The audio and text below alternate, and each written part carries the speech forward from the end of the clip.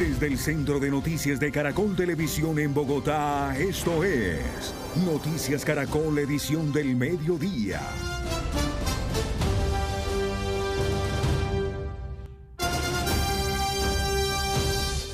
12:32, 2 semanas después del asesinato de María Camila Potosí, la joven de 21 años que desapareció cuando tenía 8 meses de embarazo y fue hallada muerta en el sur de Cali, ya hay los primeros resultados de la investigación. Así es, Ana. En las últimas horas se capturaron a 5 personas, en Cali y en Tuluá.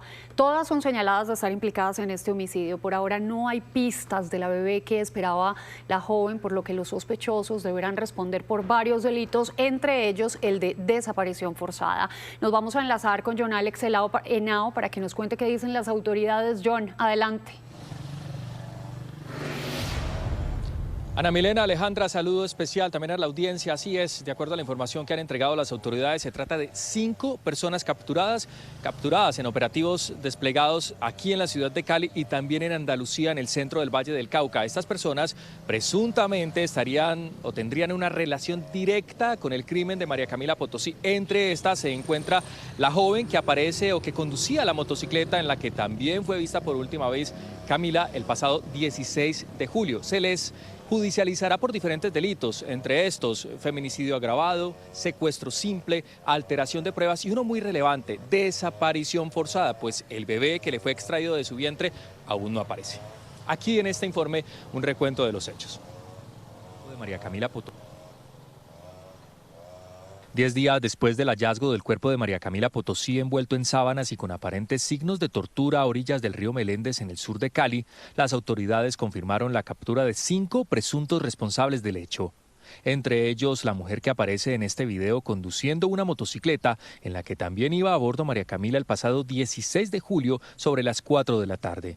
Según relatos de familiares, ese día Camila se dirigía al puesto de salud de Polvorines para un control prenatal, pero al salir de allí nunca regresó a casa. Mediante operativos realizados en la ciudad de Cali y en el municipio de Andalucía, Valle del Cauca, logramos la captura de 5 personas, presuntos responsables de la desaparición y homicidio de María Camila, así como la extracción de su bebé. Confirmamos que entre los capturados se encuentra la mujer que habría transportado a María Camila e hizo parte de este complot criminal. Asimismo, se estableció que varias de estas personas pretendían huir del país. La esperanza para la familia ahora está puesta en hallar con vida a la bebé de María Camila. Las autoridades han intensificado la búsqueda y ofrecen una recompensa de hasta 250 millones de pesos por información que lleve con el paradero de la niña. Una luz más de esperanza y nos ha dado más tranquilidad al saber que ya los capturaron. Y pues esperamos que muy pronto tengamos respuestas y que ellos confiesen pues dónde tienen a la bebé. Vamos a seguir trabajando además para poder esclarecer completamente este delito, esclarecer la situación de la bebé María Camila y que haya justicia para María Camila y su familia. Y pues a ellos les pediría pues poniéndome la mano en el corazón que por favor digan dónde está la bebé. Durante los operativos fueron incautados varios celulares y 2 motocicletas, artículos que habrían sido usados en la comisión de este crimen. Los capturados serán judicializados por los delitos de feminicidio agravado, secuestro simple, desaparición forzada y alteración de pruebas. Mientras las autoridades continúan con la búsqueda de la pequeña Alaya, los familiares han anunciado que mañana llevarán a cabo otra manifestación muy pacífica. Partirá desde la casa donde vivía María Camila, ubicada en el barrio Polvorines, hasta el sector conocido como Meléndez. John Alex, gracias. Y cambiamos de tema y ahora les contamos sobre el testimonio de un procesado que podría ser clave en el caso de las chozadas a Amarelvis Mesa, quien fuera la niñera de Laura Sarabia. Un implicado en el caso acordó con la Fiscalía entregar información que podría implicar seriamente a la hoy embajadora en Londres. Tatiana Sanabria, usted nos amplía esta noticia.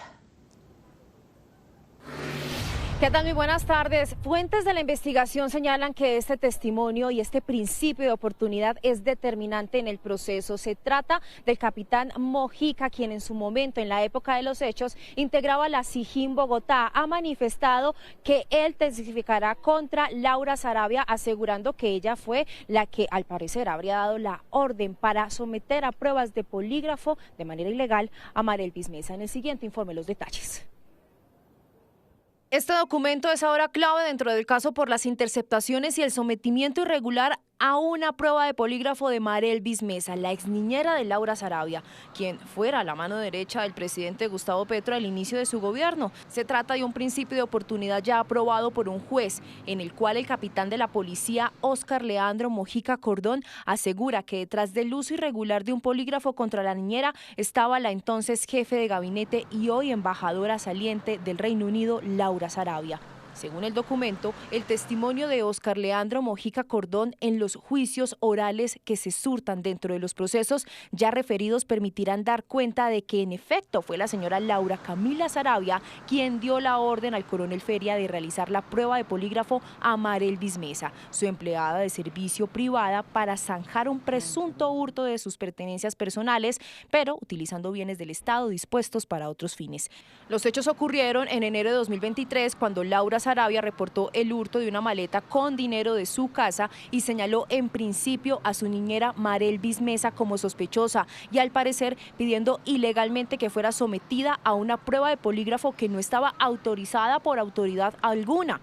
Proceso en el que habría participado también el coronel de la policía Óscar Feria, entonces jefe de protección presidencial y quien está vinculado a este proceso. Precisamente el reporte de ese robo fue atendido por el capitán Leandro Mojica, hoy testigo de la Fiscalía. El capitán Mojica dice que mientras realizaba la inspección en la casa de Sarabia, escuchó una llamada en la que ella le decía al coronel que sometiera a su niñera a la prueba de polígrafo. Según el principio de oportunidad, la declaración de Mojica sería utilizada por la Fiscalía dentro de los procesos que avanzan no solo contra Laura Sarabia, sino contra otros funcionarios y en el que se precisa que, a través de su testimonio, se contará con el poder suasorio necesario para demostrar al juez la responsabilidad que tuvieron tanto el acusado, el coronel Carlos Alberto Feria Buitrago, como la indiciada Laura Camila Sarabia Torres en la materialidad de las conductas que se le endilgan de manera independiente. El coronel Feria es procesado en este momento por abuso de función pública y peculado, mientras que en contra de Laura Sarabia el documento dice que los presuntos delitos que habría cometido aún están por establecer. Pero el capitán Mojica no solo acordó atestiguar por la orden para el uso del polígrafo, sino también por supuestas interceptaciones que se hicieron a la niñera en las cuales el oficial participó cuando era integrante del equipo de hurtos de la SIJIN Bogotá y junto a otro oficial habrían ordenado la manipulación del expediente para crear supuestos vínculos de la ex niñera con un supuesto paramilitar y lograr así la orden para interceptar las comunicaciones de Marelvis Mesa y de otras personas cercanas a ella. Tatiana, ¿y se sabe algo del coronel Dávila? Ana Milé, este caso es conexo a esta investigación y fuentes de la Fiscalía confirman que la investigación por la muerte del coronel Dávila fue archivada el pasado mes de marzo. Ha manifestado el ente acusador que desde el año 2023 se desplegaron todas las actividades investigativas y los recursos posibles y que al final la hipótesis se mantiene en un suicidio. Bien, Tatiana, gracias por su reporte desde la Fiscalía. 12:40 minutos. Los señalamientos de Angie Rodríguez contra Gabriela Muñoz desataron una controversia por varios contratos que, según el congresista Daniel Briceño, fueron firmados con familiares de esta joven en la Aeronáutica Civil. Hasta la ministra de Transporte está pidiendo explicaciones. Con estos documentos, el representante de la Cámara por el Centro Democrático, Daniel Briceño, reveló los contratos que firmó Gabriela Muñoz y su hermano, Santiago David Muñoz, en la Aeronáutica Civil el 30 de mayo de 2025. El 17 de enero de este año, Silvana Muñoz Jaramillo, prima de Gabriela, firmó contrato de prestación de servicios en la entidad. Luego fueron vinculados otros familiares de Gabriela Muñoz, Samuel Muñoz Rayo, su primo, y Daniel Felipe Arias Olaya, otro primo de Gabriela. Ella es Liliana Olaya, la mujer que aparece en esta foto revelada por la unidad investigativa del diario El Tiempo y mamá de Gabriela Muñoz. En las últimas horas reveló en redes sociales que fue ella la que buscó puestos para su familia y no su hija. Abro comillas. A esos primos los recomendé yo, no ella. Lo volvería a hacer, así que denúncienme a mí. Lo asumo, háganle. Noticias Caracol se contactó con Jorge Lemus, exdirector del Departamento Nacional de Inteligencia, quien confirmó que Liliana Olaya trabajó como coordinadora de contrainteligencia. No es como dicen que yo fui el que la llevé, no, para nada. Pero ella sí trabajó ahí en el DNI, en contrainteligencia. Sí, claro, sí, ella sí trabajó en el DNI. Ella entró, le hicieron todo el proceso y se vinculó, claro que sí. Más, es que entró entró cuando estaba Carlos Ramón González. No estaba ni siquiera yo de director. La Aeronáutica Civil se pronunció a través de este comunicado, en el que advierte que ningún funcionario público cuenta con privilegios ante la ley y que en este momento la entidad adelanta revisiones a los procesos de contratación. Una respuesta que se produjo tras la insistencia de la ministra de Transporte, María Fernanda Rojas, al no recibir información detallada de la contratación en la aeronáutica. Yo pedí los contratos de prestación de servicios de la entidad en Excel y de manera completa para poder hacer un análisis de lo que veo en distintas alertas, y he recibido una información incompleta como ministra, que yo no soy la defensora de nadie, y me ha llegado un PDF incompleto donde usted no puede comparar, no. Entonces, una falta de respeto. La hoy exfuncionaria de Aerocivil, Gabriela Muñoz, indicó en este pronunciamiento que los estrados judiciales tendrán ahora la palabra frente a las denuncias en su contra. Estos son los sucesos que hacen noticia en el mundo hoy. Ceuta, un enclave español ubicado en el continente africano, está enfrentando una vez más una grave crisis migratoria. Más de 2.000 personas, en su mayoría marroquíes, han logrado cruzar hacia ese territorio en solo 2 semanas. Ante la emergencia, España y Marruecos acordaron medidas para retornarlos. Desde Ceuta, Paloma Coleto, de nuestro aliado TV Canaria, nos cuenta cuál es la situación hoy. Buenas tardes. Efectivamente, la situación en la frontera de Ceuta, en España, la situación de la frontera con Marruecos es insostenible. Son más de 200 personas por minuto las que entran a la ciudad autónoma de Ceuta, de apenas 19 kilómetros cuadrados. Las autoridades locales y nacionales están trabajando para ver cómo dan soporte a todas las personas que están entrando. Además, Marruecos y España han llegado al acuerdo de que todas las personas que han entrado sean devueltas de inmediato, pese a la sentencia del Tribunal Superior de Justicia, donde se prohibían las devoluciones en caliente de las personas que entraban a nado. Todas las personas que vemos a mi espalda están entrando desde la frontera de Marruecos a nado. Son miles las personas que esperan al otro lado, según los vídeos a los que hemos podido tener acceso. Y además, no solamente vienen personas provenientes de Marruecos, sino que también hay personas argelinas, personas del África subsahariana, y lo que más llama la atención es la cantidad de niños y niñas que vienen solos y solas. Esta crisis nos recuerda completamente a la que ya vivió Ceuta en el 2021. Paloma Coleto, desde Ceuta, para Alianza Informativa Latinoamericana. Paloma, gracias. Como nos muestras y como vemos aquí, están logrando pasar sin ningún control porque las fuerzas de seguridad han perdido ya la capacidad de manejar la situación. Una persona ha muerto y varias están desaparecidas en medio de este caótico éxodo que tiene el enclave de Ceuta en emergencia. Las fuerzas de seguridad, como les decimos, están desbordadas y los albergues repletos de migrantes que llegan ahí con el anhelo de iniciar una nueva vida en territorio europeo. Increíble la situación. En masa, cientos de migrantes lograron burlar los controles fronterizos terrestres. Muchos otros, incluso, arriesgaron sus vidas para llegar nadando a la ciudad de Ceuta. Este marroquí es uno de los tantos migrantes que logró tocar suelo español. Nadé como desde las 6 o las 7. Estoy bien. Hay muchas personas que quieren llegar a España. ¿Estás bien? Las frías aguas del Mediterráneo y su fuerte oleaje representan un gran riesgo para quienes se sumergen en esta travesía. Algunos de ellos no logran superar los obstáculos y mueren en el intento. Otros desaparecen en el mar. Sí, algo vi por las redes sociales de que cuando entraban los llamados jarrega, que son las personas que entran nadando, me salió una noticia que salía de que ya no los podían devolver. Y al enterarse de eso, pues todos se tiraron al agua. La mayoría de quienes llegan a Ceuta son marroquíes o argelinos, y aunque sus motivaciones son diversas, todos coinciden en lo mismo. La situación económica en sus países es tan compleja que prefieren arriesgar sus vidas para buscar mejores oportunidades para ellos y para sus familias en España o en la Unión Europea. Que la verdad yo no entiendo, porque en España, porque a ellos les pintan en España que aquí hay futuro, que hay trabajo, y la verdad que sí, pero después cuando llegan se encuentran con la dura realidad de que no tienen nada y que después la gente los trata como si no fueran nadie. Del otro lado, esta es la imagen. Miles de personas buscan la estrategia para salir de la ciudad marroquí de Castillejos. Pese a las dificultades para cruzar, algunos han hecho varios intentos, como Yacine.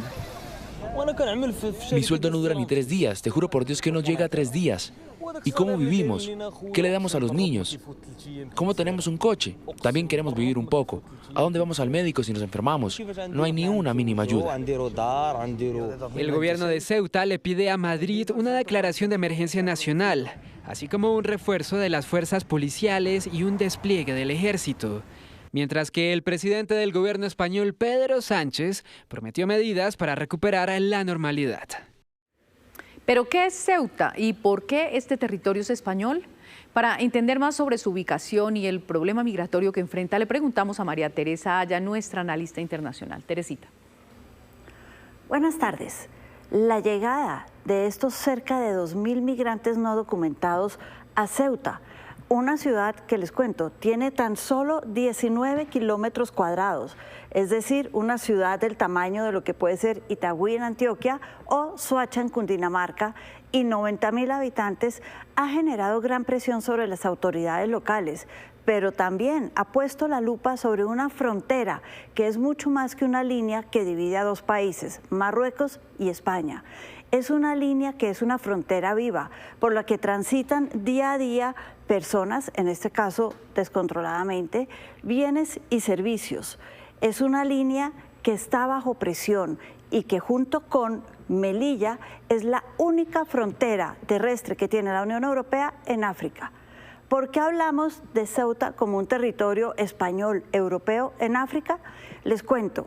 La historia empieza en el siglo XIV-XV, cuando los portugueses se convierten en los primeros en llegar a toda esta zona del norte de África.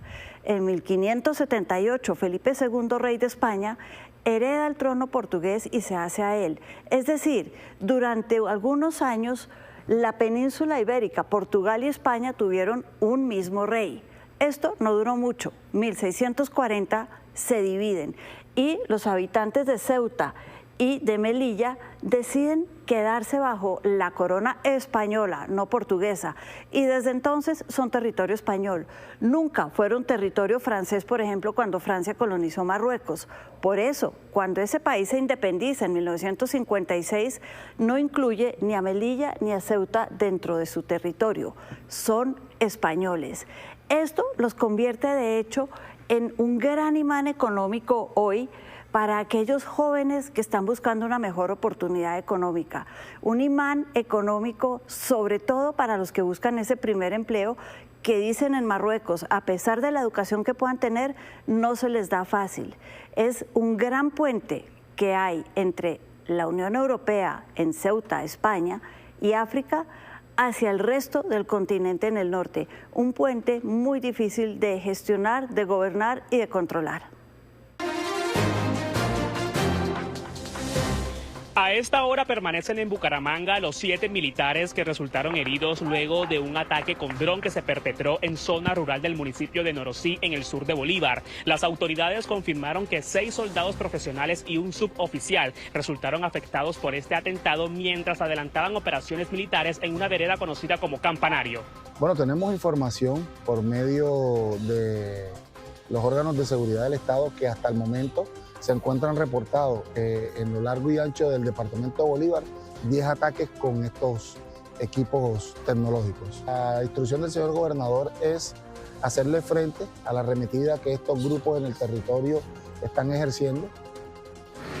A esta hora en Noticias del Magdalena, la militarización ordenada por parte de la gobernadora de este departamento, Margarita Guerra, en cuanto a tropas de la Primera División del Ejército y de la Policía Nacional en la zona comercial del municipio de Fundación. Esto queda en el norte del departamento del Magdalena. Lo anterior teniendo en cuenta las fuertes amenazas que se vienen presentando por parte de integrantes del Clan del Golfo en materia de extorsión en contra de los comerciantes. De hecho, en las últimas 48 horas, 2 atentados criminales han sido víctimas en cuanto a lo que tiene que ver con comerciantes de esa zona del municipio de Fundación. Hay que recordar que en esta área del departamento del Magdalena opera el Clan del Golfo. A esta hora es noticia en Santander los impactos que ya se sienten por el fenómeno del Niño. Los 6 ríos principales han reducido su caudal significativamente, algunos incluso hasta en un 50%. Los que más preocupan son los ríos Capitanejo y el Magdalena, este último porque es el navegable. Y es que en Santander durante los últimos días se han experimentado altas temperaturas, sobre todo en municipios como Barrancabermeja, en donde se han llegado a sentir los 40 grados. Mucha atención que hasta ahora es noticia en Antioquia el rescate de un mono cariblanco que tenía múltiples fracturas en su labio superior y lesiones en su cola, producto de aparentes maltratos físicos. El animal fue hallado en un apartamento en Medellín en donde permanecía en cautiverio desde hace mucho tiempo y en donde le habrían recortado los 4 colmillos para permitir su condición doméstica. Este hallazgo fue posible gracias a una denuncia ciudadana que puso en alerta a las autoridades ambientales. Desde el 2024 hasta la fecha, el área metropolitana ya ha atendido a 61 monos cariblanco, todos provenientes del tráfico ilegal de fauna silvestre. Lo último en Noticias Caracol. Mucha atención, hay noticia relacionada con la bebé de María Camila Potosí, la joven que fue asesinada y cuya investigación ya deja 5 personas capturadas. Volvemos con Tatiana Sanabria. Tatiana, ¿qué dicen las autoridades?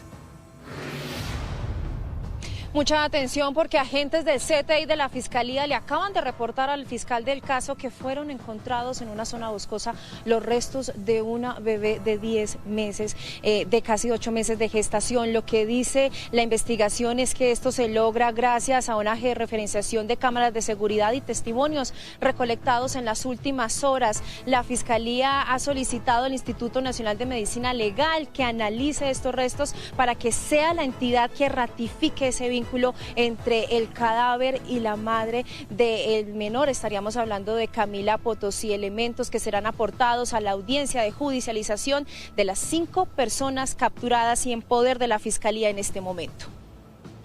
Bien, Tatiana, es lo último frente a este escabroso caso de María Camila Potosí. Continuamos entonces atentos al desarrollo de esta información desde la Fiscalía.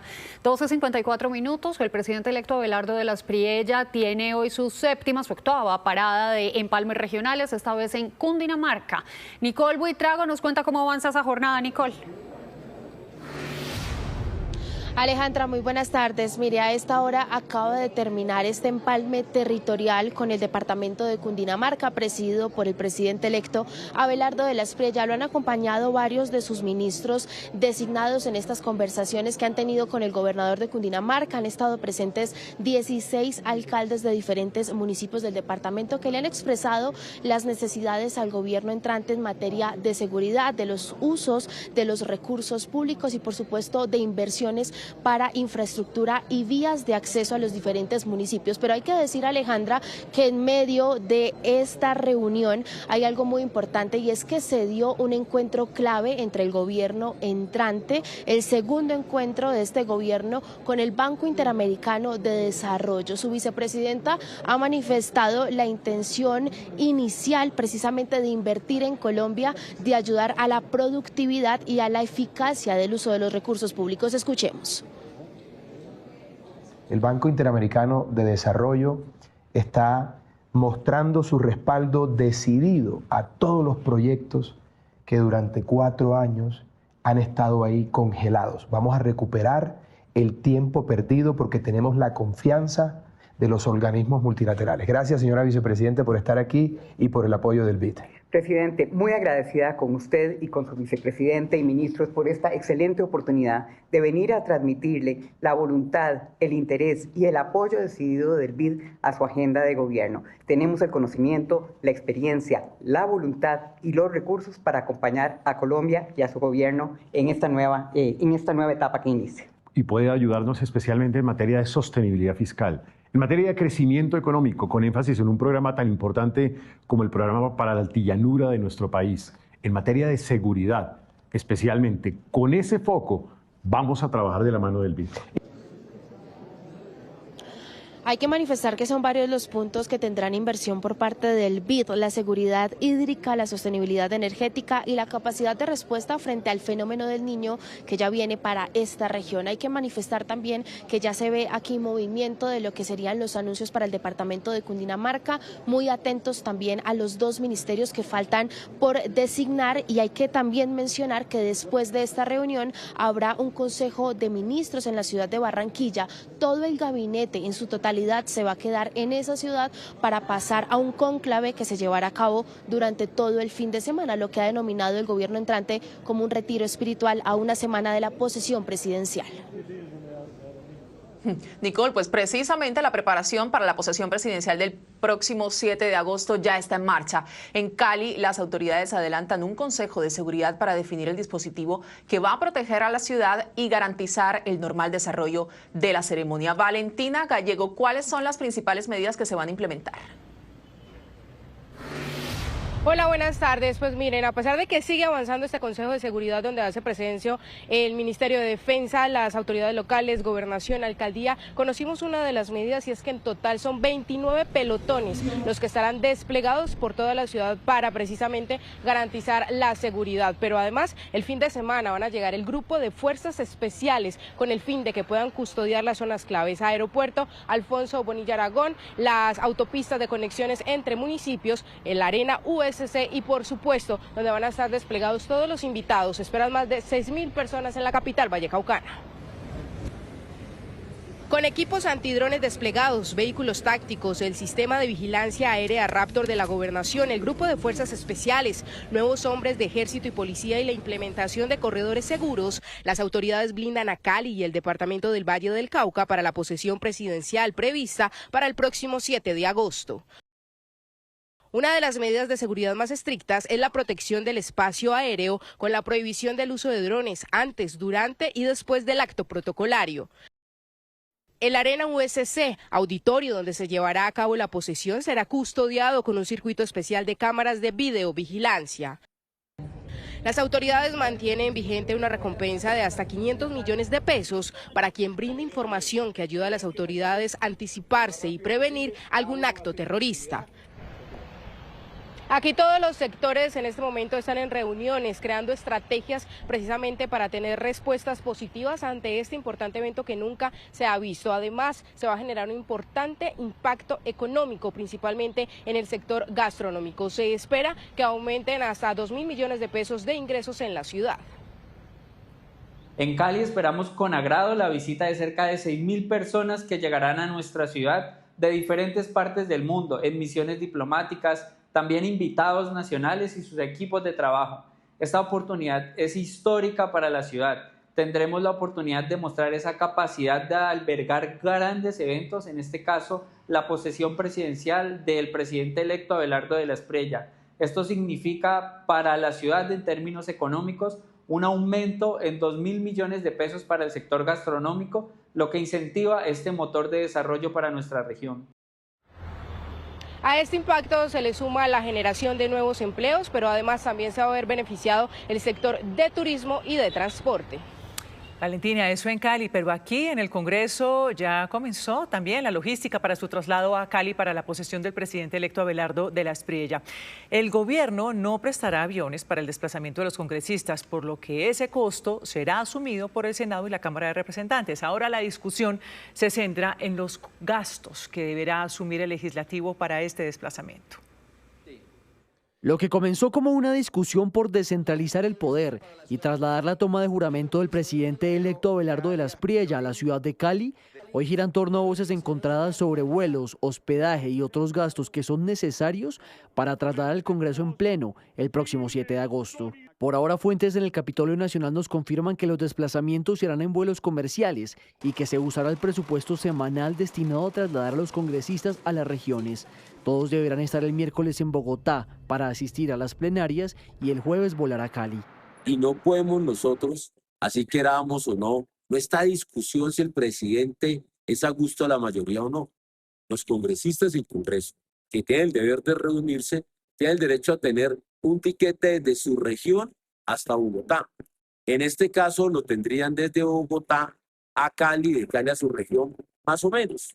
pero hay que darle todas las condiciones a los congresistas que van a ser parte de la posesión del señor Abelardo Espriella. El presidente del Senado, Honorio Enríquez, habla de austeridad. Acuérdense que el Congreso lo único que surte son los tiquetes para poder desplazarnos a las regiones y cumplir con las sesiones, pero nosotros no pagamos estadía en ningún, eso sí se los digo con total claridad. Pero el Congreso no va a pagar estadía. Sin embargo, algunos sectores consideran que no es solo pagar los tiquetes de los congresistas. Evidentemente el Congreso tiene un rubro para tiquetes, pueden salir de ahí o cada congresista puede pagar el tiquete, pero eso serían más o menos 300 tiquetes, más el desplazamiento de los cuerpos de seguridad de los congresistas, porque Cali no da abasto, porque además va a estar enfocado en la seguridad del nuevo presidente. El uso de vuelos comerciales se da ante la negativa del Gobierno Nacional de disponer aviones oficiales para trasladar al Congreso. 1:02 p.m. Comenzaron los trabajos de mantenimiento en la planta regasificadora de Cartagena, una infraestructura clave para el respaldo del sistema energético del país. Isaac Rivera, ¿cómo va el mantenimiento y cuáles son las implicaciones?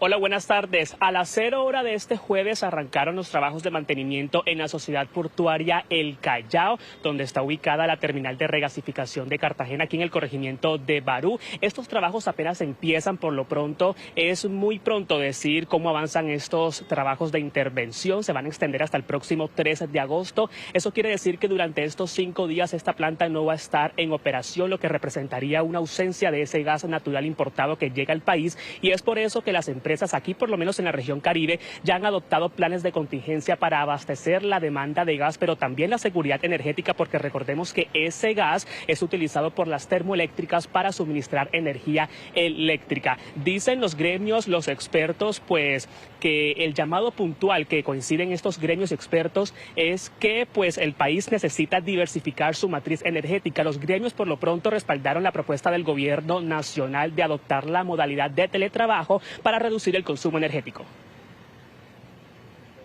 La planta regasificadora de Cartagena es la única infraestructura con la que cuenta Colombia para recibir el gas natural que llega de otros países y procesarlo para abastecer la demanda nacional. Y la planta aporta cerca del 40% del suministro de gas del país en los momentos picos de mayor generación térmica en el país.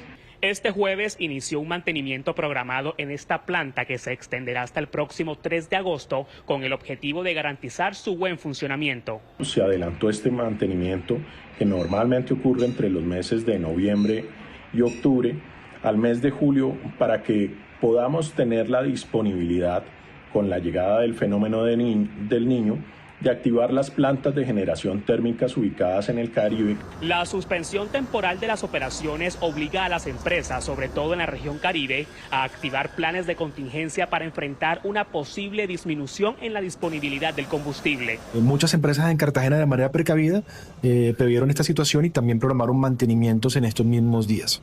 Esta situación también guarda relación directa con la seguridad energética del país. El gas natural es el combustible utilizado por varias plantas termoeléctricas para generar electricidad cuando otras fuentes de energía no son suficientes. Por esa razón, el gobierno nacional recomendó a las empresas adoptar la modalidad de teletrabajo para reducir el consumo energético. Las enseñanzas de la pandemia llegaron para quedarse. De hecho, cuando hay una propuesta como esta que ha hecho el gobierno nacional, resulta mucho más fácil ya ser adoptada por parte de aquellas empresas que tienen la posibilidad de que el trabajo se haga de manera remota. Y requerimos otras infraestructuras o ampliar esas capacidades para que el país tenga una mayor capacidad en este sentido. Diversificar también nuestra matriz energética a través de proyectos eólicos, de energía fotovoltaica, que generan un ambiente adecuado de competitividad y seguridad para nuestras empresas. Ecopetrol anunció que tendrá disponible una cantidad de gas cada día para ayudar a cubrir la demanda. La empresa Afinia también recomendó hacer uso de la energía de manera eficiente, sobre todo entre las 6:30 de la tarde y las 11 de la noche, horario en el que se registra la mayor demanda energética. La empresa Finier recomienda que durante este horario, por ejemplo, se apaguen las luces, los equipos electrodomésticos que no están en uso. Para que ustedes se hagan una idea, la suspensión de operaciones de esta planta de regasificación representarían entonces la ausencia de una capacidad de más de 400 millones de pies cúbicos diarios de gas que entran al país. Noticia en desarrollo en Noticias Caracol. Y mucha atención, el dólar acaba de cerrar su jornada en Colombia con una caída de más de 100 pesos. Henry González, ¿a qué se debe ese fuerte descenso? Alejandra, muy buenas tardes. A la entrada masiva de dólares que hay en este momento en el país, en parte también y todavía por los resultados electorales en la segunda vuelta presidencial. Pues bien, el dólar hace pocos minutos cerró, los últimos minutos intensificó la caída, que incluso estuvo por debajo de los 3.090 pesos, lo que significa una caída de más de 110 pesos con respecto a la tasa oficial del dólar para hoy, que era de 3.206 pesos. Con esto lo que estamos viendo es que el dólar ya completa una caída, un desplome de casi 10% en el último mes y de más de 16% en lo que va corrido de este año. Si fuéramos un poco más atrás, hacia abril del año pasado, la caída entonces sería de aproximadamente 25%. Ahora la pregunta de los expertos, de muchos por lo menos, es si el dólar eventualmente cae por debajo de los 3.000 pesos. Esa es la pregunta del millón. Henry, gracias. 1 de la tarde, 11 minutos. Los problemas en la vía hacia el alto de la línea completan varios días sin una solución definitiva. Marjorie Trujillo, ¿cuál es el panorama hoy en este importante corredor vial? Ana Milé, mire, pues continúa siendo complejo. Muy temprano estuvimos hablando con los conductores de carga y dicen pues estar agotados porque están entre 4 y 3 horas en esta carretera. Pero también quienes ya están cansados son los campesinos y los habitantes de Cajamarca, que deben someterse a estos trancones para ir hasta Ibagué. Y por eso el alcalde de Cajamarca ha enviado un mensaje especial al gobierno nacional para que vengan aquí, porque mire, ya llevamos 2 días aquí en esta zona, de antier y ayer y hoy, y acá en este lugar no hay funcionarios del Invías. Mis campesinos están agotados, la gente que se moviliza para venir a estudiar, el transporte escolar, la carga pesada del país ya no aguanta más. Hay una incertidumbre y no pueden haber respuestas ahí medianas, tiene que ser una respuesta contundente de qué vamos a hacer, porque se dicen rumores de que pueden ser 3, 6 meses, 1 año, el país no aguanta esto, y esta es una invitación para que el gobierno nacional entienda que esto no es un tema de Camilo Valencia, es un tema de todo el país y de la carga pesada que va para el puerto, para el principal puerto de Colombia, que es el puerto de Buenaventura. La situación ya es tan compleja que la mayoría de comerciantes que viven de la carga pesada, de los turistas en esta zona, han dicho que poco a poco han visto reducidos sus ingresos y que ya no resisten más. Si sigue la situación así, ¿qué va a pasar con los negocios de ustedes?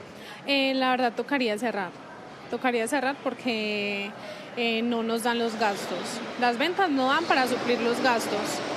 Entonces la situación está muy crítica y tocaría aguantar hasta donde podamos. Pero en las noches nosotros somos 24, tanto abajo como acá, tocaría cerrar. No vemos otra opción. También los transportadores de carga han dicho que la vía alterna que les ofrecen a ellos por el Alto de Letras y Manizales pues no les sirve, porque le aumenta esos transportes en más de 1 millón de pesos, suben sus costos y además que esta carretera es muy angosta para recibir todo este flujo vehicular. Así que el llamado desde las autoridades y desde los tolimenses para Invías, para el gobierno nacional, es que lleguen a esta zona de emergencia y den una solución y digan si esta carretera se cierra, mantiene a un carril o por fin se abre en los 2 carriles. Muy compleja la situación, Marjorie, gracias. 13 minutos. Sigamos hablando de hechos que ocurren en las carreteras. Un grupo de delincuentes fuertemente armados aprovechó un trancón en la Ruta del Sol en el sur del Cesar para robarse 2 tractocamiones tipo niñera cargados con vehículos de alta gama. Diego Velosa nos cuenta cómo ocurrió ese asalto. Diego.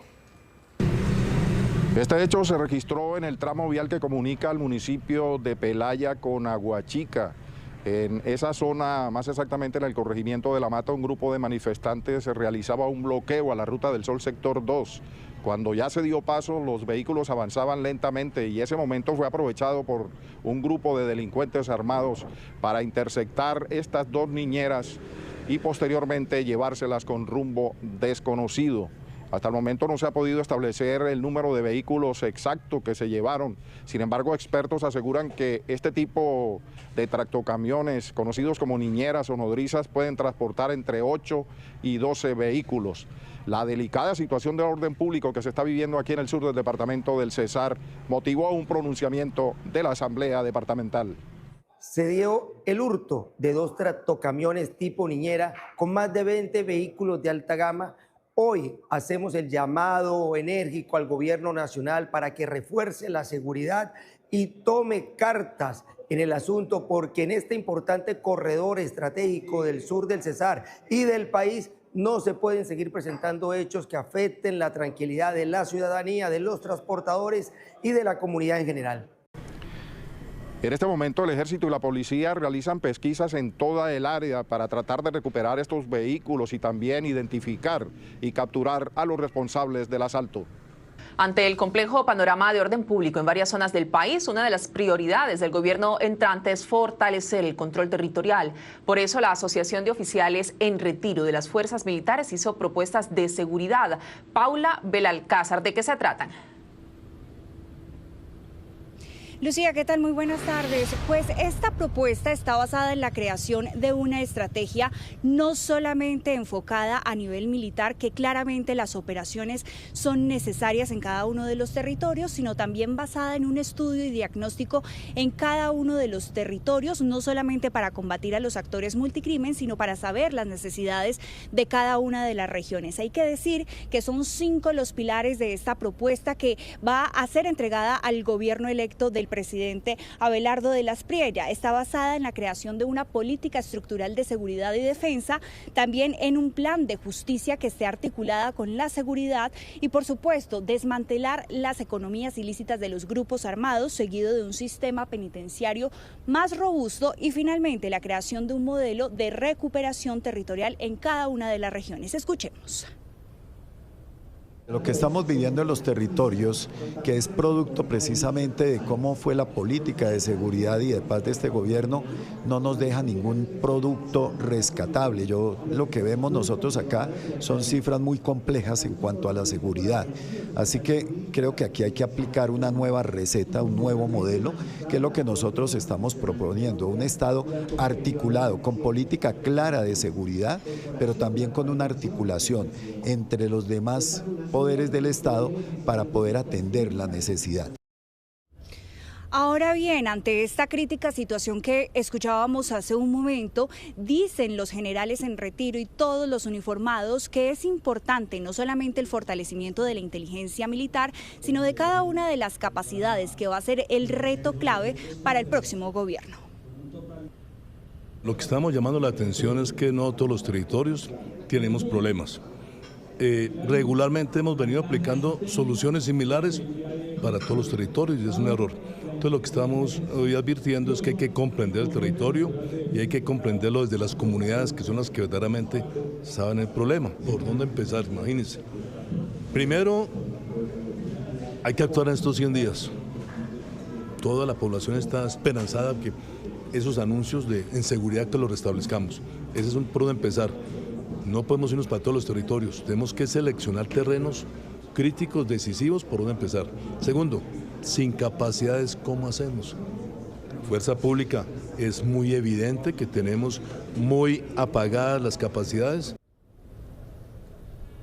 Acore le está entregando esta hoja de ruta al gobierno electo del presidente Abelardo de las Priella para poder actuar no solamente desde los territorios, sino integralmente con cada una de las comunidades. Este mes de julio se celebra el Día Mundial del Cerebro para crear conciencia, entre otros, sobre la importancia de cuidarlo y prevenir enfermedades como la demencia. ¿No es así, doctora Fernanda? Buenas tardes. Alejandra, sí, hoy ese es el mensaje más importante. Buenas tardes. Quiero que sepan y que recuerden que muchos casos de demencia, hasta la mitad, se pueden evitar con las decisiones que tomamos a diario y desde la infancia. ¿A qué me refiero? Alimentación, actividad física, evitar el cigarrillo, el consumo de alcohol, cuidar la audición, no aislarse socialmente, dormir bien, mantener controladas enfermedades como la tensión alta y la diabetes. Todo esto va a proteger nuestro cerebro. Además, no podemos normalizar los cambios de comportamiento ni otros aspectos como la pérdida de la memoria en las personas mayores. Esas son banderas rojas para buscar un chequeo médico. ¿Usted qué hace para cuidar su cerebro y prevenir condiciones como la demencia? Hago ejercicios de esos crucigramas, sudokus, esas cositas así. Me gusta cambiar las cosas de lugar.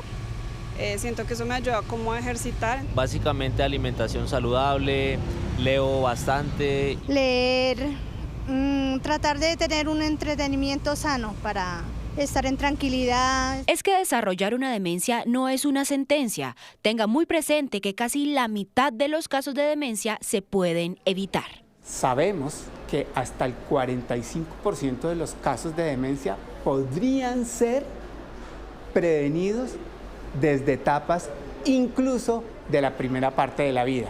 Por eso siempre estamos a favor de que tengamos una educación completa en los niños, que tengamos una buena nutrición. En la Edad Media reforcemos el concepto de que lo que es bueno para el corazón es bueno para el cerebro. Además de mantener un estilo de vida saludable, rete a su cerebro. Lo que más recomendamos es aprender a tocar un instrumento. Ha demostrado tener un impacto muy positivo en la disminución de riesgo de la enfermedad de Alzheimer y otras demencias, pero también, por supuesto, aprender un nuevo idioma o aprender nuevas habilidades. Es decir, no solamente es especializarnos cada vez más en lo que hacemos cotidianamente, sino aprender otras cosas. También preste la atención a sus sentidos y eso incluye chequeos regulares. Particularmente nuestra audición y nuestra agudeza visual.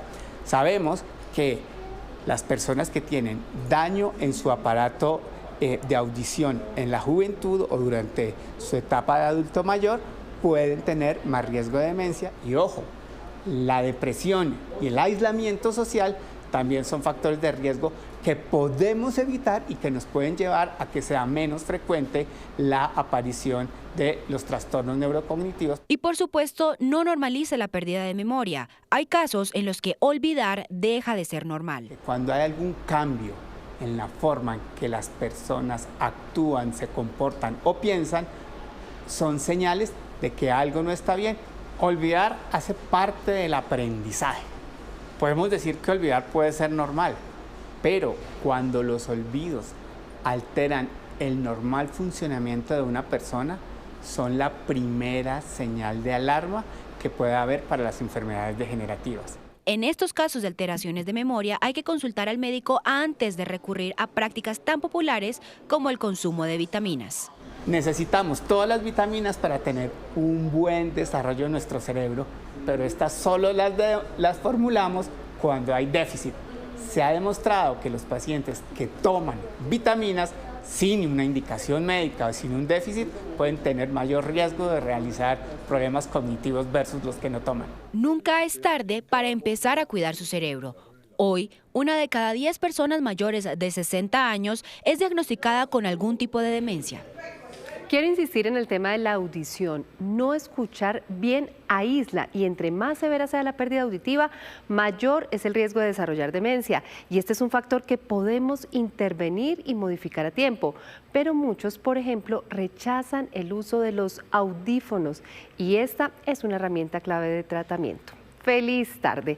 1:40 p.m. Varios ataques con explosivos mantienen en alerta a las autoridades en el área metropolitana de Cúcuta. Uno de los hechos más graves se registró en la vivienda de un congresista, donde fueron lanzadas 2 granadas, lo que ha generado preocupación por el deterioro de las condiciones de seguridad en esa región.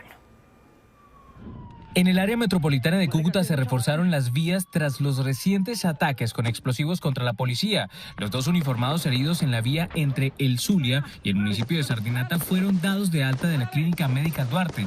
La ruta de acceso entre Cúcuta y el municipio de Puerto Santander también tienen mayor presencia de la fuerza pública. En compañía de nuestro ejército ya tenemos diseñado un plan específico para neutralizar las intenciones del ELN, quienes son los responsables de estos atentados, y responsabilizamos a alias Tilico, Coqui y Camilo como los directos autores. En otros hechos, en video quedó captado cómo este hombre arrojó las granadas contra la vivienda del congresista Ariel Rodríguez. En la casa solo se encontraba la esposa del congresista y sus hijos, que resultaron ilesos. Anoche, en el municipio de Los Patios, en la residencia del representante Ariel Rodríguez, fueron lanzadas 2 granadas. Una estalló dentro de la casa, en el patio, y la otra quedó sobre el techo, la cual no detonó. Defensores de derechos humanos temen que la violencia se dispare y piden al nuevo gobierno no desistir de los procesos de paz. Nosotros consideramos que esta situación de violencia claramente son situaciones que avisoran lo que va a pasar después del 7 de agosto. La seguridad de la vivienda del congresista se aumentó. También se incrementaron los patrullajes con vehículos blindados en las vías donde se han presentado estos ataques contra la policía.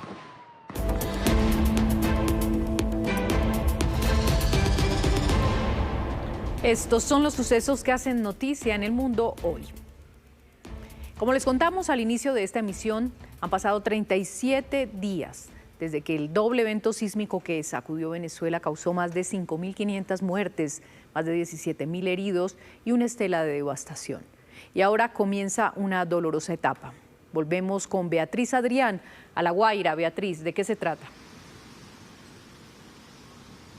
Hola Margarita, muy buenas tardes. Nos encontramos en el sector Catialamar. Específicamente hoy van a comenzar las implosiones controladas. Equipos del Cuerpo de Explosivos de Venezuela se encuentran en este momento detrás de los edificios que nuestro camarógrafo de Mardona les va a mostrar en este momento. Justamente detrás está una de las torres que está inclinada, ocasionando un gran peligro para la colectividad y sobre todo para las personas que aún continúan buscando a sus familiares, a sus seres queridos. Justamente detrás de ese lugar se encuentran las Luisa Cáceres de Arismendi, unas viviendas habitacionales construidas por el gobierno. Sin embargo, el ministro de Evaluación de Habitabilidad, que es Francisco Garcés, ha dicho que no van a hacer las demoliciones controladas hasta tanto queden personas buscando a sus seres queridos.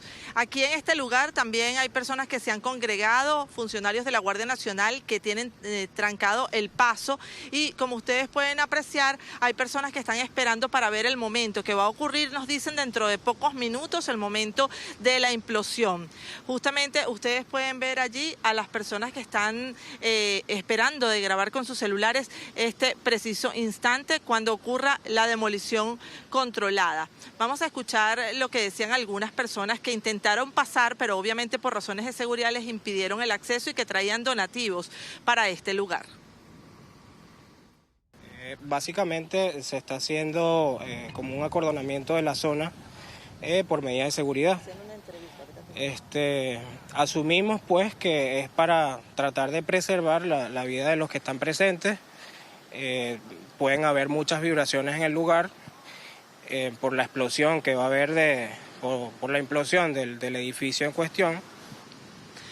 Bien, Margarita, esta va a ser la primera implosión controlada que va a hacer el gobierno después de ocurridos este doblete de terremotos que han dejado gran luto en el territorio venezolano y ha traído la mirada del mundo con distintos cuerpos de solidarios y de rescatistas que han visitado nuestro país. De hecho, Japón en el día de ayer se marchó de Venezuela, dejando por supuesto un gran legado de ayuda y solidaridad. Beatriz, gracias, y ahí contigo, con Saúl y por supuesto con toda la gente que trabaja, pues seguimos con nuestros hermanos venezolanos. Y la tutela de Donald Trump y de Marco Rubio en Venezuela a través de Delcy Rodríguez es la portada de la prestigiosa revista Time.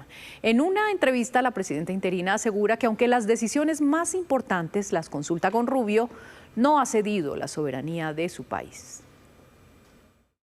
El experimento Venezuela. Ese es el titular que reposa bajo los rostros de Delcy Rodríguez, Marco Rubio y Donald Trump en la portada de la revista Time. Un reporte basado en conversaciones con fuentes y en una entrevista de 1 hora con Delcy Rodríguez, sobre quien el periodista asegura tiene un inglés impecable, pero que prefiere respaldarse en su traductor. La describe además como la artífice del acercamiento con Washington, añadiendo: a cambio del apoyo estadounidense ha permitido que Trump y Rubio conviertan a Venezuela en un estado vasallo de facto, otorgándoles un grado de influencia sin precedentes sobre su país. Pero además el artículo confirma lo previamente reportado. Marco Rubio es quien dicta las decisiones para Venezuela, desde cómo se distribuirá el dinero por la venta de petróleo hasta los nombramientos. Por ejemplo, el del nuevo ministro de Defensa, Gustavo González López. Fue consultado directamente con Rubio. Delcy sostiene que no está entregando la soberanía de Venezuela, que su único interés es abrir la economía de su país para el beneficio del pueblo. Habla casi a diario con Rubio y habitualmente con Trump. La entrevista también deja en evidencia lo irreconciliable de la relación con María Corina Machado. Rodríguez no confirma si se le permitirá aspirar en unas nuevas elecciones. Solo menciona que hay que moverse a una nueva era política. Precisamente este fin de semana arrancará en Venezuela una negociación auspiciada por Estados Unidos entre el régimen de Delcy Rodríguez y facciones de la oposición. María Corina Machado ni Edmundo González participarán. La guerra en Irán no se detiene y además amenaza con expandirse. Estados Unidos lanzó nuevos ataques contra centros de comando, instalaciones de drones y misiles y sistemas de vigilancia y defensa iraníes. La República Islámica respondió con bombardeos contra bases estadounidenses en la región. Además, por primera vez, Arabia Saudita admitió que participó en un ataque contra milicias proiraníes en Irak. Egipto también ha sido blanco de drones en las últimas horas. El fuego está dando una tregua a España y Francia, que enfrentan los peores incendios forestales de su historia reciente. España puso fin a la emergencia nacional declarada la semana pasada y en Francia al menos 84.000 personas están regresando a sus casas en Gironda, la zona más crítica. Ahora la emergencia se traslada a Portugal, Turquía y Grecia. En la isla griega de Creta, 8.000 personas fueron evacuadas y 2 bomberos han perdido la vida combatiendo las llamas. Desde la estación de Cabo Cañaveral en Florida, la empresa SpaceX lanzó una nueva misión secreta para el gobierno de Estados Unidos. Se trata de la misión Enroll 95 de la Oficina Nacional de Reconocimiento, la agencia encargada de desarrollar y operar los satélites de inteligencia de Estados Unidos. El objetivo es fortalecer la vigilancia y recopilación de información estratégica. Como es de esperarse, en una misión secreta pues no se reveló cuál fue la carga puesta en órbita, ni cuál será su función específica. Y también en Estados Unidos, Florida tiene un nuevo millonario que ganó el premio mayor de $800 millones del Mega Millions. Se trata del monto más alto entregado este año en ese país. El boleto ganador fue vendido en una gasolinera de la ciudad de Bradenton, al sur de Tampa. El afortunado, que aún no se ha identificado, podrá recibir $344 millones de contado antes de impuestos o los 800 millones en 30 pagos anuales. La seguridad en el Cauca sigue siendo uno de los principales retos a una semana de la posesión presidencial. Las autoridades mantienen un monitoreo permanente del orden público y refuerzan las medidas para prevenir cualquier alteración. Fernando Rojas, ¿cuál es el panorama del departamento y qué medidas se han adoptado? Hola Ana Milena, muy buenas tardes. Pues el panorama en el departamento del Cauca pues sigue siendo el de alteración del orden público, situación complicada que durante estos días pues busca ser controlada por parte de la fuerza pública. Mire, las autoridades en el departamento del Cauca han manifestado que están en total sintonía con las decisiones que se toman en Chocó, Valle, Nariño respecto a lo que será la posesión del presidente electo Abelardo de la Espriella en la ciudad de Cali. Es por eso que durante estos días pues hay un incremento en el número de sobrevuelos sobre el territorio, asimismo gran cantidad de vehículos blindados en la vía panamericana para garantizar la vigilancia y la protección de los viajeros durante estos días aquí en el departamento, pero asimismo hay un incremento en los operativos de inteligencia, tanto de policía como de ejército. Hay una vigilancia también aérea sobre el tema de los drones en la ciudad de Popayán, pero también en los diferentes municipios del departamento del Cauca. Asimismo, pues se ha anunciado que hay gran presencia de fuerza pública en los diferentes municipios, tanto de policía como de ejército. Una situación que pues mantiene al departamento del Cauca y a sus autoridades en total vigilancia. Así lo manifestó la secretaria de Gobierno del departamento del Cauca, Maribel Perafán. Se sigue con la estrategia, con los refuerzos pertinentes, prestando todas las condiciones de seguridad, sobre todo en el marco de la la vía panamericana, que ha sido una tarea pues bastante fuerte, pero que sin duda alguna sigue siendo objeto de total observancia y de seguimientos continuos de lo que se viene presentando. Entonces, las acciones van a seguir siendo las mismas hasta el momento, obviamente indicando que pues por estos días las tensiones se vuelven un poco más fuertes y que sin duda alguna las alertas también se siguen presentando en varios de los municipios, por lo tanto toda la institucionalidad, la fuerza pública, policía, ejército y demás, pues en continuo seguimiento a lo que pueda estar ocurriendo. Mire, la fuerza pública ha manifestado que el día de la posesión va a estar en acuartelamiento de primer grado en todo el departamento del Cauca y asimismo van a estar muy pendientes de las acciones preventivas. Por su parte, la unidad de salud aquí en el departamento del Cauca, las autoridades de salud han manifestado que el día de la posesión y unas horas antes pues va a estar activada totalmente la red hospitalaria en todo el departamento del Cauca. Bien, Fernando, quedémonos en el suroccidente porque en Pasto las autoridades también refuerzan las medidas de seguridad para evitar alteraciones del orden público. David Sánchez, cuéntenos acerca de ese dispositivo previsto. Compañeros y televidentes, pues en Pasto habrán más de 2.000 hombres desplegados, es el mismo número que estaba en las elecciones al Congreso de la República, pero también en el departamento de Nariño son más de 11.000 hombres de la policía y del ejército que estarán distribuidos en zonas especiales y críticas del departamento. Una de ellas es la vía panamericana, que ha sido objeto de varios atentados, hurtos y también de la instalación de elementos alusivos a los grupos armados. De hecho, la mañana de hoy en Chachagüí, en la vía panamericana, un letrero alusivo a grupos armados fue ubicado allí. Las autoridades a los pocos minutos de la instalación llegaron y eso muestra que están en acuartelamiento de primer grado. Se habla también de algunas prohibiciones como el vuelo de drones en diferentes regiones del departamento de Nariño y también hay alerta máxima frente a algunas amenazas que se han presentado en la capital de Nariño. De hecho, las autoridades están pidiendo también la colaboración de los habitantes del municipio de Pasto para que cualquier hecho que encuentren extraño se comuniquen a la línea 123 de la policía para precisamente denunciar este tipo de hechos. Las autoridades insisten, el tema de seguridad es un tema de todos. Precisamente la nueva comandante de la Policía Metropolitana de Pasto manifestaba lo siguiente. Lo ideal es precisamente adelantarnos a cualquier problemática que se vaya a presentar. Nosotros ya hemos tenido unos fenómenos en el tema, digamos, de la protesta social que digamos, en algunos momentos se ha mantenido y lo ideal es nosotros consolidar precisamente el lineamiento para que no se presente una nueva problemática.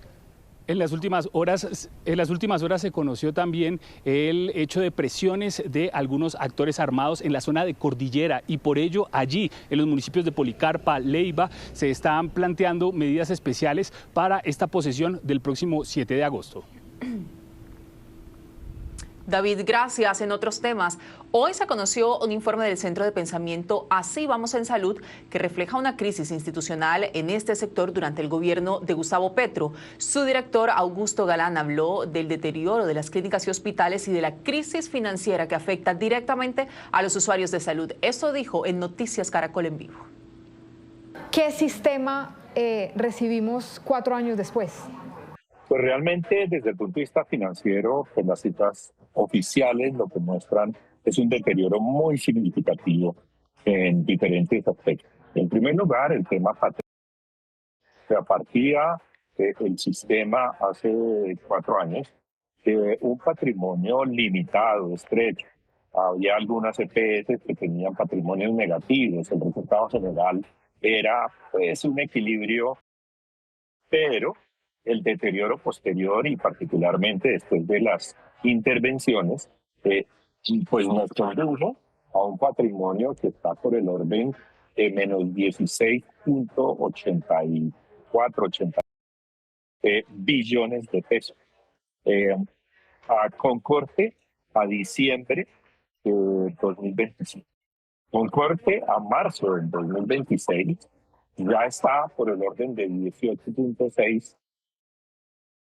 ese deterioro, ese patrimonio negativo. Otra de las múltiples conclusiones que ustedes tienen en este estudio tiene que ver con el retroceso en materia de salud pública. Mire, es que el país enfrentó las peores epidemias de dengue y malaria en esta década. ¿Qué pasó al respecto frente a este punto, frente a este retroceso? Pues lo que nosotros interpretamos es que la vigilancia epidemiológica cayó. O sea, nosotros veníamos de la situación de la pandemia, habíamos demostrado el sistema de salud que operó adecuadamente durante la pandemia, tuvo retos, los superó, fue una emergencia pues realmente dramática, no solamente para Colombia, sino para el país y el sistema, para el mundo, perdón, y el sistema de salud colombiano respondió y respondió bien. Y esas enseñanzas desaparecieron. De hecho, un punto importante con el tema de salud pública es que estos 4 años se perdieron en la preparación del país para la próxima pandemia. ¿Qué tiene que hacer de inmediato el gobierno entrante el próximo 8 de agosto para empezar a solucionar esta crisis o empezar a de alguna manera sopesar lo que ha venido pasando con el sistema de salud y que este no colapse? Pues primero que todo, y lo he venido diciendo, es un cambio de liderazgo desde la cabeza del ministerio y desde la propia cabeza de la presidencia de la República. Un liderazgo que incluya a todos los agentes del sistema, que los escuche, que los atienda, que se base en la evidencia. Y los signos que vemos son positivos en ese sentido, porque estoy seguro que con ese liderazgo el sector salud va a responder a solucionar la problemática que el sistema de salud tiene.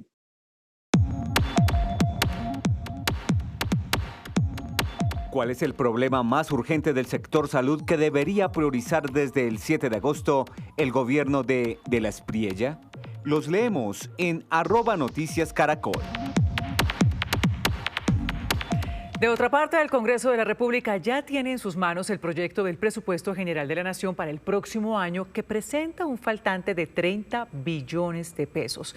En el siguiente informe les contamos las principales cifras y los pasos que siguen en su trámite. Este es el último proyecto de ley presentado por el ministro de Hacienda saliente, Germán Ávila. Es el proyecto de presupuesto para el próximo año, el cual está calculado así. Los ingresos se tasaron en 545.4 billones de pesos, pero los gastos llegan a 575.9 billones. Es decir, hay un faltante de 30.2 billones de pesos. Aquí hay varias soluciones: una ley de financiamiento, un recorte de gastos, mejorar la gestión de la DIAN, vender activos o aumentar el endeudamiento. Y es que solamente los gastos de funcionamiento del Estado equivalen al 63% del presupuesto, es decir, 367 billones de pesos. Para la inversión y programas sociales hay 16%, o sea, 89.9 billones. Y para la abultada deuda de la nación se destinan el 20% de los recursos, equivalentes a 118 billones.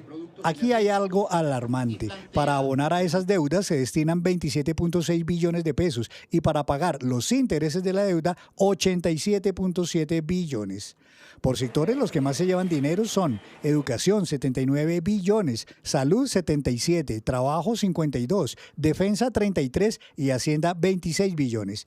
El Ministerio de la Igualdad, que está en liquidación, se gastará 121.590 millones de pesos, casi lo mismo que le darán al Ministerio de las TICs.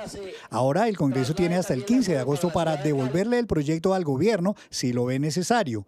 El 30 de agosto para que el nuevo gobierno lo ajuste y lo regrese al Congreso. Y en cualquier caso, la ley de presupuesto debe quedar aprobada a más tardar el 20 de octubre.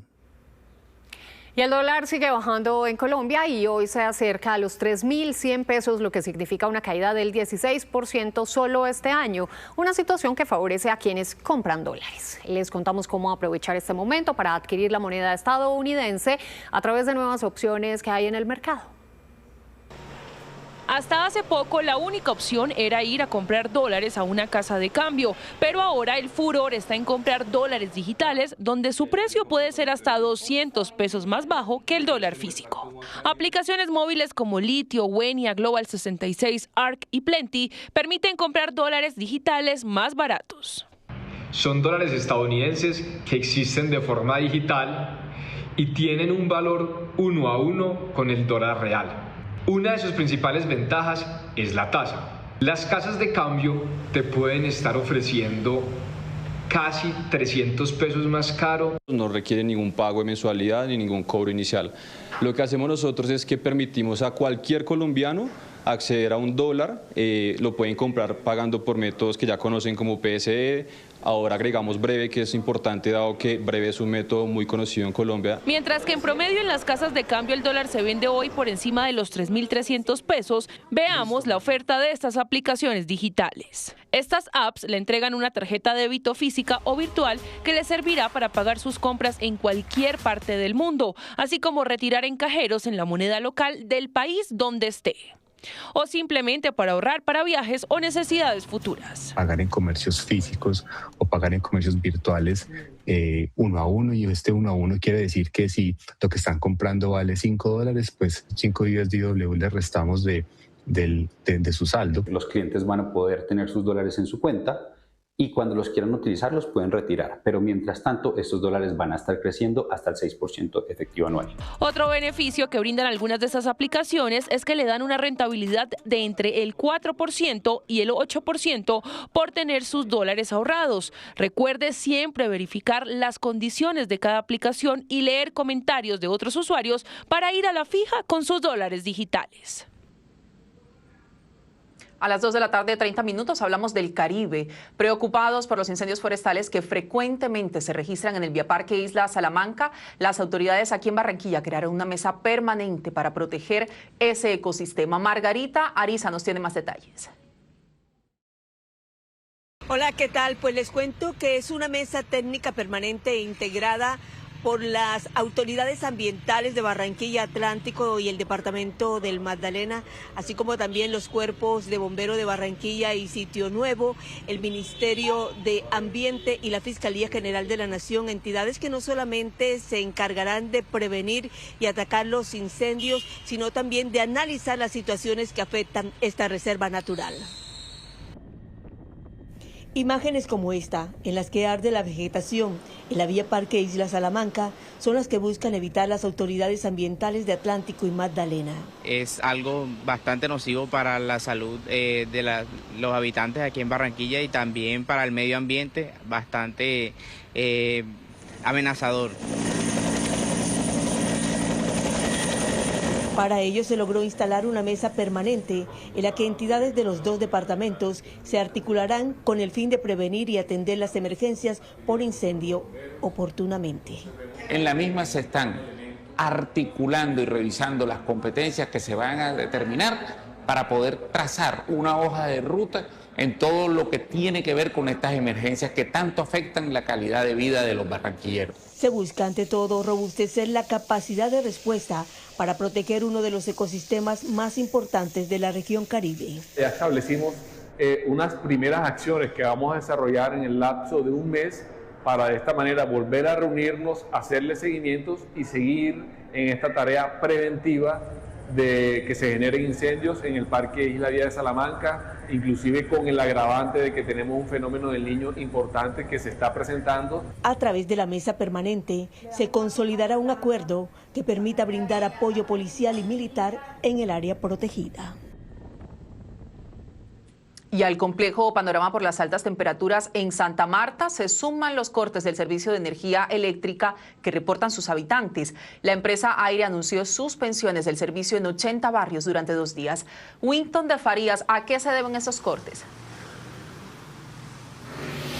Hola, feliz tarde. Así es, esos cortes en el servicio de energía eléctrica ya son frecuentes en la capital del departamento del Magdalena. Como usted bien lo decía, son 80 barrios repartidos en 2 días, tanto hoy como mañana. En el día de hoy, desde las 7 de la mañana hasta las 4 de la tarde, en el sector conocido como El Reposo y en la zona franca, es decir, la parte nororiental. Mientras que en el día de mañana son 36 barrios más los que no tendrán el servicio de energía desde las 5 de la mañana hasta las 4 de la tarde. Estamos hablando como, por ejemplo, zonas como San Francisco, Galicia, Avenida Libertador, por ejemplo, El Reposo también, que hace parte del occidente y del norte de la capital del departamento del Magdalena. Según la empresa Aire, no es una problemática, sino que es la empresa Ice Energy, que es la que suministra energía eléctrica, la que están realizando diferentes tipos de trabajo para tratar de mejorar el servicio de energía en las 4 subestaciones que son los que alimentan la energía eléctrica a diferentes barrios de la capital del Magdalena. Sin embargo, la preocupación es notoria en todos los habitantes de Santa Marta, teniendo en cuenta las altas temperaturas que superan incluso los 35 grados centígrados, con sensaciones térmicas de 40 grados y los problemas que esto genera en la salud de todos los habitantes de Santa Marta. Sí, señor, pero eso hay que seguir las recomendaciones. Gracias, Winton. Y continuamos en las regiones porque en Antioquia sigue la incertidumbre por el recaudo de los peajes en la autopista Medellín-Bogotá. A partir del sábado 1 de agosto, Invías asumirá la operación de la concesión. Durante las primeras horas, los peajes solo recibirán pagos en efectivo. En el siguiente informe les contamos más detalles. Desde este 1 de agosto, Invías asumirá la operación de las vías y peajes del oriente antioqueño tras finalizar la concesión de Devimed. El principal cambio será que durante la transición tecnológica, el recaudo en los peajes se hará únicamente en efectivo.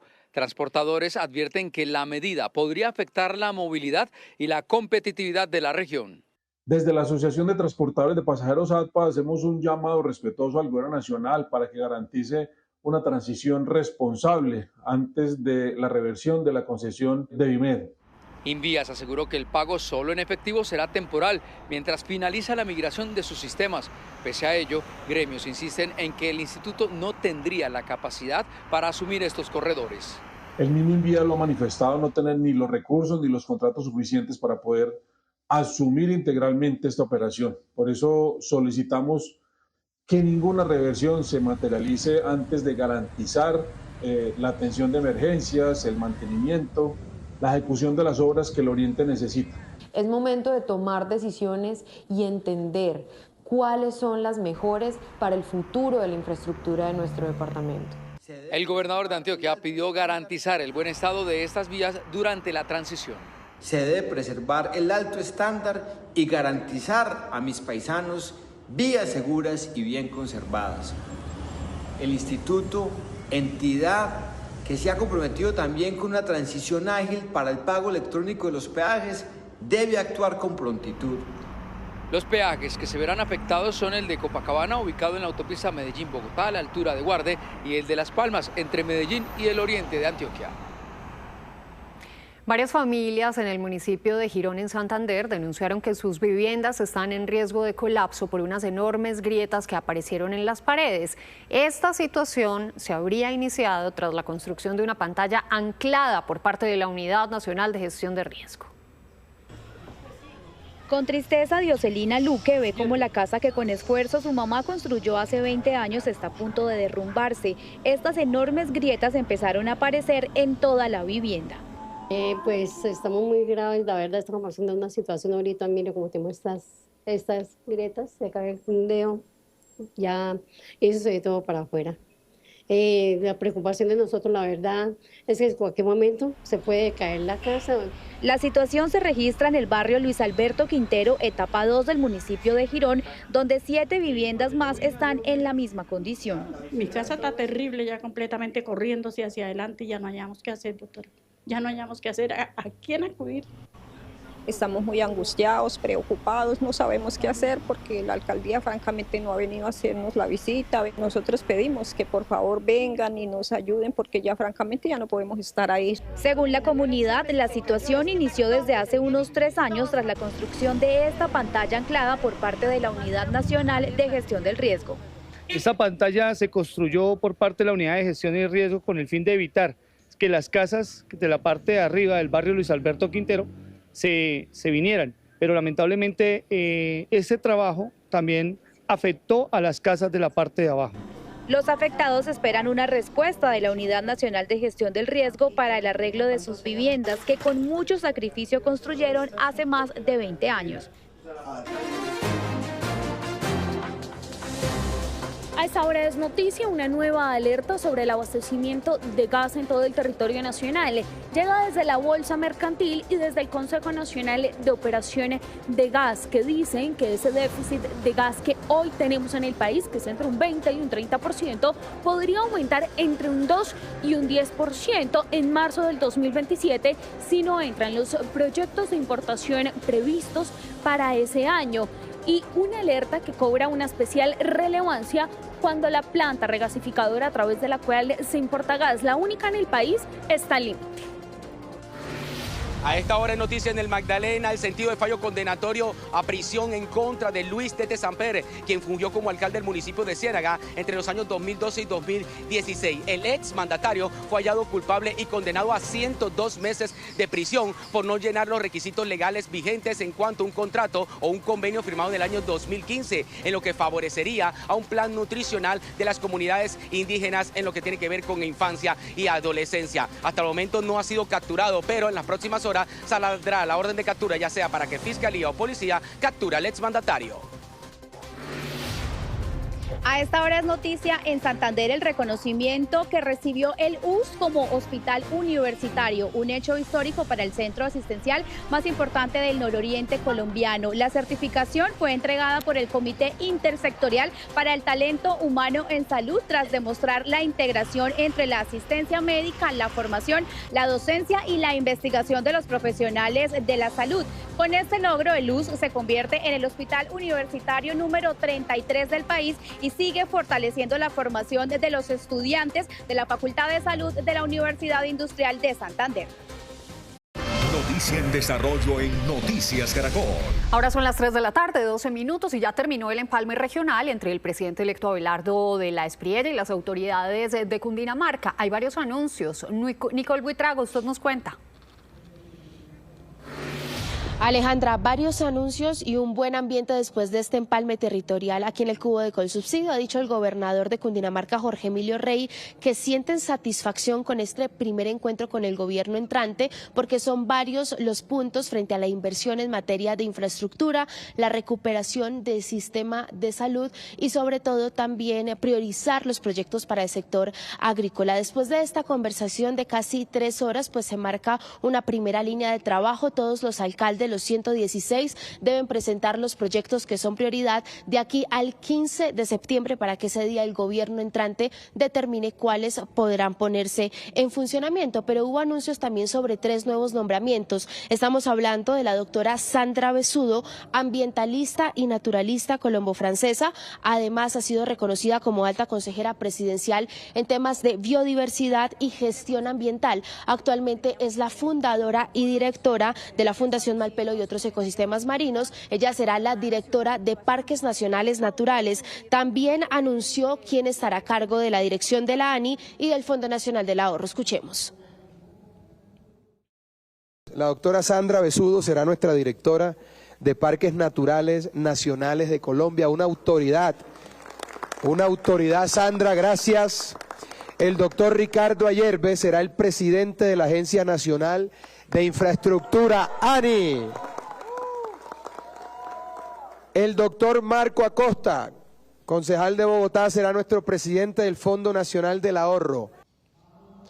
Pero también tuvimos la oportunidad de abordar al ministro del Interior designado, Rodrigo Lara, quien se ha referido a otro reto que viene dentro del Legislativo, el Congreso de la República, y es la elección del Contralor General de la República. Pues ha dicho él que el gobierno entrante no va a interceder en esta decisión y ha hecho un llamado bien particular a los partidos que él dice se han declarado como partidos de gobierno. El proceso de elección de Contralor es un proceso autónomo y soberano del Congreso de la República. El Congreso selecciona, valora y escoge básicamente al Contralor. ¿Qué le pide el gobierno nacional a los partidos de gobierno? Eso sí, se exige que escojan un Contralor anticorrupción y no procorrupción. Solo se lo pedimos todos los colombianos. Se pide básicamente que ese Contralor sea escogido por los partidos de la coalición pro gobierno, es decir, que el Centro Democrático, partidos afines como el Liberal o el Conservador o la U, escojan básicamente ese candidato. No tiene ninguna justificación y sería inexplicable que algunos de estos partidos, en lugar de ponerse de acuerdo, pacten con un partido opositor y enemigo del gobierno, que es el pacto histórico. Eso sería injustificable e impresentable. Hay que recordar que desde el día de hoy se dará el Consejo de Ministros a las 6 de la tarde en la ciudad de Barranquilla. Todos los ministros designados y los funcionarios del gobierno entrante se dirigirán a esta ciudad, en donde además durante el fin de semana habrá un cónclave para ultimar detalles de lo que será esa ceremonia de posesión presidencial. También el presidente electo Abelardo de la Espriella ha cerrado aquí su agenda en Bogotá, anunciando que hoy a las 5 de la tarde se conocerá el nombre de quién será la nueva ministra de Salud. Muy importante, Nicole, gracias. 3:15, la Secretaría de Cultura de Bogotá hizo el lanzamiento oficial de la Bienal Internacional de Arte y Ciudad BOC 27. Este encuentro de las artes convocó a más de 3 millones de personas en su edición pasada y posicionó al país como uno de los epicentros culturales de la región.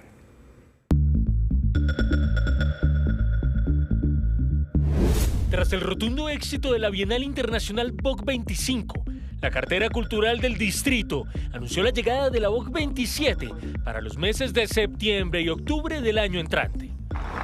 La Bienal Internacional de Arte y Ciudad. Estrenando equipo curatorial y ciudad invitada de honor, se hizo este lanzamiento oficial que promete expandir las propuestas artísticas en el espacio público y tomarse nuevamente los edificios icónicos de la capital. Vamos a duplicar las obras de gran formato en el espacio público y otro anuncio importante que es clave hacer hoy, gracias al liderazgo del alcalde mayor y de unas negociaciones que venimos haciendo desde hace meses, hoy pudimos anunciar en este lanzamiento que la ciudad invitada de honor en esta segunda versión de la BOC 27 será la ciudad de Sao Paulo, que no solamente es una de las ciudades más grandes del mundo, sino que tiene la segunda bienal más importante del planeta. Los mexicanos Magali Arriola y José Esparza Choncuy fueron designados como los curadores en jefe de esta BOC 27. Lo que estamos planteando es un poco la relación, digamos, entre especies, seres humanos, seres más que humanos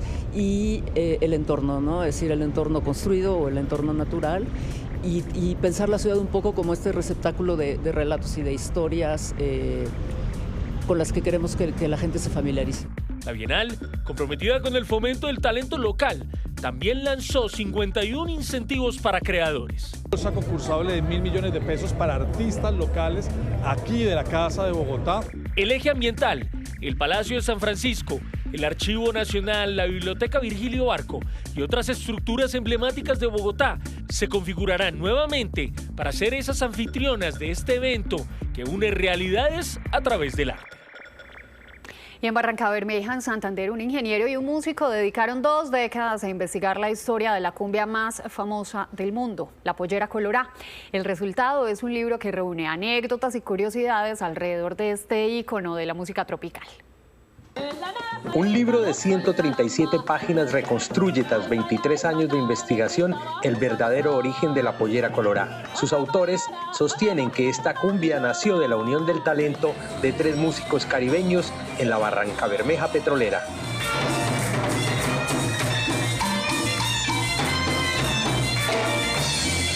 Existió una cumbia que se llamó Tacazaluma, que fue compuesta en 1937 por el maestro Pedro Salcedo Ortega. Eso sirvió de base musical para que luego una fanfarria que es creada por Juan Bautista Madera Castro y luego con la voz, esa voz contagiosa, alegre de Wilson Choperena, se grabara en 1961 La Pollera Colorá.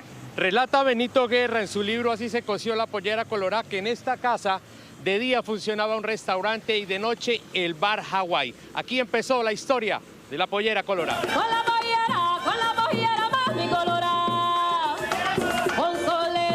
El relato también revive a Soledad, una bailarina conocida por moverse sola y vestir una colorida falda que habría inspirado el nombre de la canción.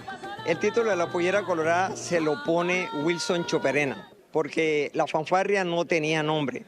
Era en honor a esa mujer que se llamaba Soledad porque bailaba sola y tenía una falda colorida. La investigación también revela detalles del clarinete con el que fue interpretada la melodía original. La pollera colorada se graba con un clarinete de 23 llaves, interpretado magistralmente por el maestro Juan Bautista Madera Castro. Este clarinete es de origen checoslovaco. La obra reúne fotografías inéditas de las familias de los 3 compositores. Entre ellas aparece la imagen de la grabación realizada en Discos Tropical en 1961, donde también figura al piano el joven Alci Acosta. La educación superior está más cerca para los jóvenes del Amazonas. La Universidad Nacional de Colombia abrió las inscripciones para su programa especial de admisión, que en esta convocatoria permitirá el ingreso con el puntaje del ICFES sin presentar el examen de admisión. Cada año, más de 1.000 jóvenes del Amazonas culminan su bachillerato y enfrentan el reto de acceder a la educación superior. En la región, la Universidad Nacional de Colombia, sede Amazonia, lleva más de 38 años formando profesionales y desarrollando programas de pregrado y posgrado. De igual forma, el programa PEAMA, que ya lleva sus 38 años, ha permitido también vincular, ingresar a estos jóvenes de estas regiones que de pronto han tenido limitaciones. Desde hace 18 años, la Universidad Nacional ofrece en la región el Programa Especial de Admisión y Movilidad Académica PEAMA. Actualmente, los estudiantes pueden acceder a una oferta de 53 programas de pregrado. Es un programa que favorece el ingreso a la Universidad Nacional de Colombia de la sede Amazonía a toda nuestra región de influencia. Es importante que los estudiantes sepan que tenemos este programa específicamente para que podamos acceder a una universidad, a la universidad pública de calidad.